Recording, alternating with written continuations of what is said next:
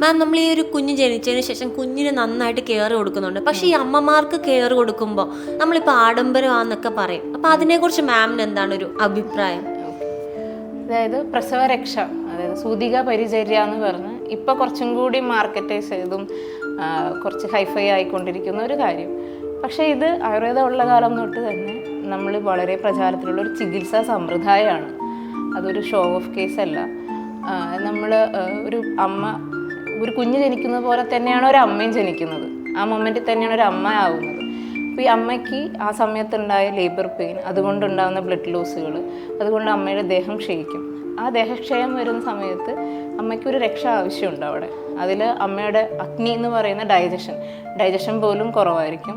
അപ്പോൾ ഒരിക്കലും നമ്മൾ ഡെലിവറി കഴിഞ്ഞപ്പോൾ തന്നെ ഒരാൾക്ക് നമ്മൾ ബിരിയാണി ഒന്നുമല്ല കൊടുക്കുക. അവർ ഏറ്റവും ചെറിയ അഗ്നിയിൽ ദഹിക്കാൻ പറ്റുന്ന ഭക്ഷണങ്ങളാണ്.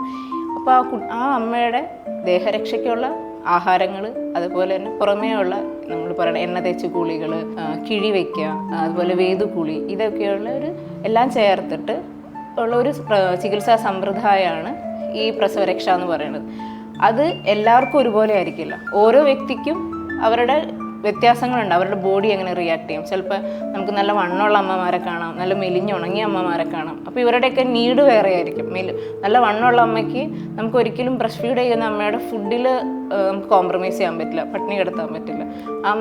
അമ്മയ്ക്ക് ആവശ്യാനുസരണമുള്ള ചികിത്സയ്ക്ക് വ്യത്യാസം ഉണ്ടാകും. എന്നാൽ മെലിഞ്ഞൊരമ്മയ്ക്ക് അതിനനുസരിച്ചും വ്യത്യാസങ്ങളുണ്ട്. ഇതെല്ലാം ചേർത്ത് വെച്ച് ഒരു വൈദ്യൻ്റെ നിർദ്ദേശപ്രകാരം ചെയ്യേണ്ട ഒരു കാര്യമാണ് പ്രസവരക്ഷ.